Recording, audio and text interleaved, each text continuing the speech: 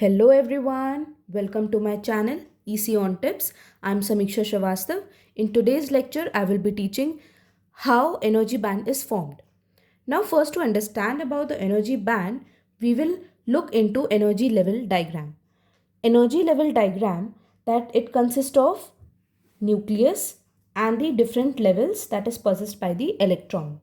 Okay, so these are the energy levels, that is n equal to 1, n equal to 2 till n equal to infinity. So these are the discrete energy levels, and the energy which is possessed by it is given by the formula, that is E is equals to minus 13.6 divided by n square electron volt. So this is the energy possessed by the electron at different levels. By changing this value of n, you will get the energies at different levels. Okay, now first, to understand the energy band diagram of the silicon atom, first we will understand about the hydrogen atom, because this is the simplest atom present. Now you all know that in hydrogen atom one electron is present, okay, in its outermost shell. Now if I consider a case where I have taken two hydrogen atom, okay, and these two hydrogen atoms are kept far away from each other, that is they are not able to interact with each other. So their energy level will be minus 13.6 electron volt, n value is 1, and minus 13.6 electron volt, okay, and this is the nucleus and this is the electron. Okay, their energy level is same. Now the important thing in this that is that electron energy is directly proportional to the Coulombic force of attraction. This is very important to learn. That is, the energy possessed by the electron, that is directly proportional to the Coulombic force of attraction acting on it. Okay, now I've already given the reference what we are planning to do, that is these two hydrogen atoms are kept far away from each other, hence no interaction. Now I am bringing these two atoms closer to each other. What you will observe? You will observe four Coulombic forces of attraction. And what that will be, that is first will be the this nucleus and this electron, there will be force of attraction, and this nucleus and this electron force of attraction. But in case 1 and 2, there will be same force of attraction. Now third case I am observing is that this electron will get attract to this nucleus and this nucleus will attract this electron. But here the distance between the nucleus and electron is different, and here also the distance between the nucleus and electron is different. Hence they will possess different Coulombic force of attraction. So the energy possessed by these electron due to this distance, that will be different. So here I have given the lines that when the two atoms come close to each other, due to different radius, the Coulombic force of attraction will be different. That is, their force of attraction will be different. That is, this nucleus and this electron will have less Coulombic force of attraction because their difference is larger as compared to these two.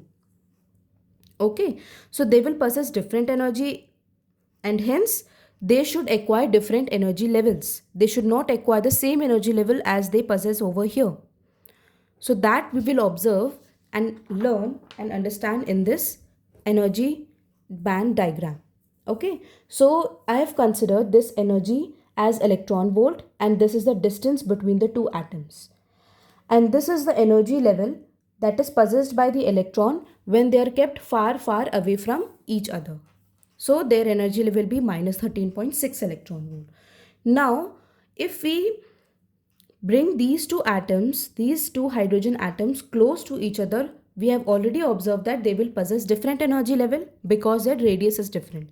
So if they possess different energy level, so this is how we can place these two, that is they will possess different energy level, and hence the electron one will have this and one will have this levels possessed. So this is called as the splitting of energy level. This is splitting of energy level. Okay, and this is in the phase when they are interaction.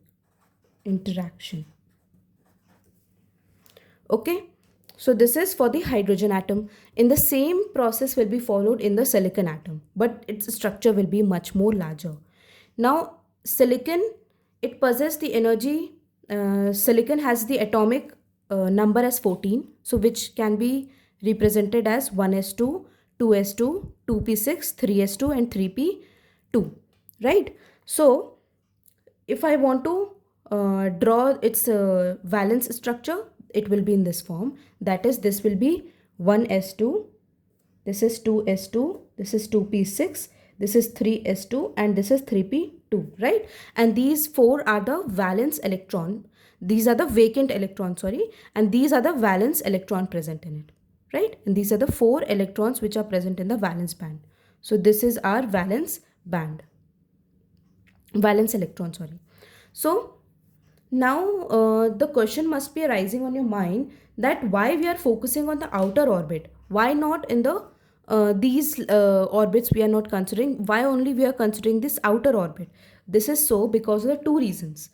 First reason is that because the outer orbit electrons that make it more easier to remove, they get very easily removed as compared to the electron present in this, because the nucleus is attracting, it is giving more coulombic force of attraction in these part as compared to in these part, right?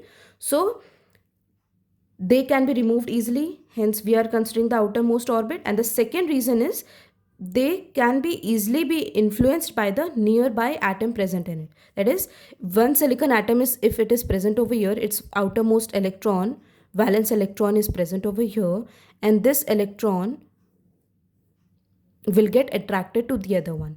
Okay, they can easily be influenced by the nearby silicon atom. Hence, we are considering only outermost orbit.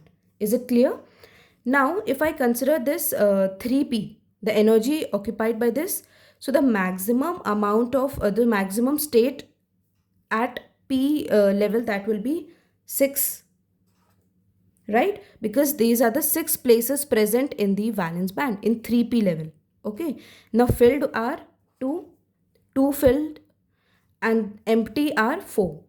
4 are empty, right? And now if we talk about 3s, maximum state it can possess is 2, filled are also 2 and empty are 0. So this we have made it in a nice manner. And now if we discuss about its energy band diagram, now you have to listen in this part very focused manner. That is, when now we have considered n silicon atom, if I have considered n silicon atoms, the maximum state that it will possess will be 6n. For the p 3p we are considering first, so it will maximum state will be 6n, filled state it will be 2n, and the empty state will be 4n, right? And now for the 3s state, if we talk about, maximum state it will possess 2n, and filled state will be 2n, and empty state will be 0n. Okay, because for one silicon atom we have this, and for n silicon atom we have to just multiply by the n. Okay, now these are the silicon atoms when they are kept far away from each other. They are far away from each other. And now if I bring these silicon atoms together, if I bring these atoms close to each other, what you will observe? You will observe that there will be all the electron will possess different energy, as we have already discussed in this hydrogen atom one, that they will possess different energy because of the different forces, coulombic forces of attraction. And here also you will observe different coulombic forces of attraction, and hence they will possess different energy levels. And now you can draw this like as it is possessing different energy levels like this, right?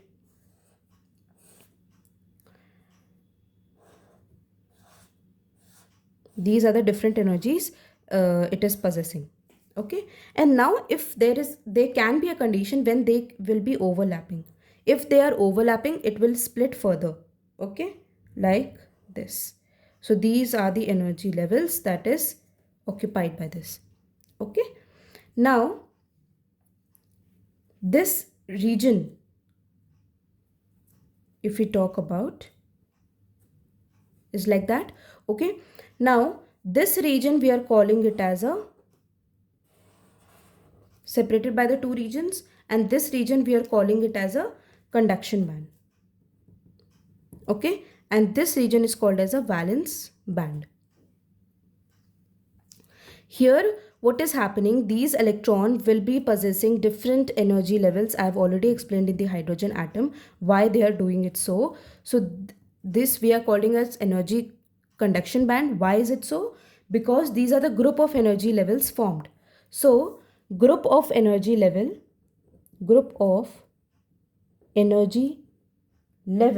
is called as band.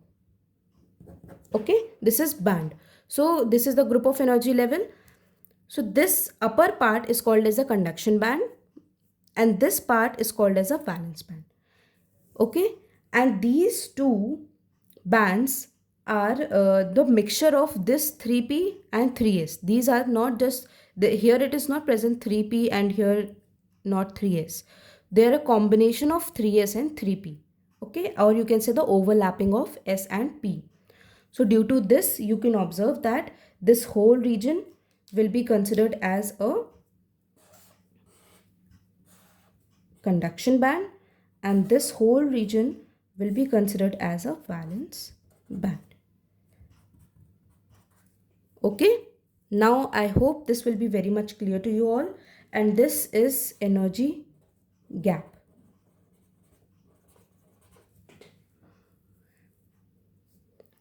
Okay, so this is the conduction band, this is the valence band, and you can say this is the energy band or the energy gap present in it. So this is the conduction band and valence band. This is the band, how the energy band are formed. Okay. Now, if we move to its definition, first is the valence band. What is a valence band? That is made up of the energy level of valence electron. What are valence electron? Which are present in the outermost electrons are called as the valence electron. In silicon case, if we talk about 3s2, 3p2 is the valence electron. Here 2 electron, here 2 electron. Okay, these are the valence band electron. Now, valence band electron are loosely bounded at the bounded to the nucleus at the normal temperature. When we talk about the normal temperatures, electrons are loosely bounded. Now if we talk about the conduction band. Now conduction band is made up of the energy level of free electrons. Conduction band is energy level of free electrons. That is, if these electrons, if I make it free, if these electron by giving some amount of energy or some amount of temperature to it, the electron will get free and it will come out from the atom, and these electrons are called as free electrons, and these free electrons are present in the conduction band. Okay, so at 0 Kelvin temperature, if we talk about 0 Kelvin temperature, what you will observe, all the electron will be present in the valence band and no electron will be there in the conduction band, because we have not provided any amount of energy to it to bring that electron out. Okay, so that is why at 0 Kelvin there will be no electron present in the conduction band. And what is forbidden energy gap? That is simply the energy gap between the valence band and the conduction band. So this is called as the energy gap or the forbidden energy gap. I hope this is all clear to you all. So this is all from my side. Thank you so much for watching, and please subscribe to my channel. That will motivate me to make further more videos. Thank you.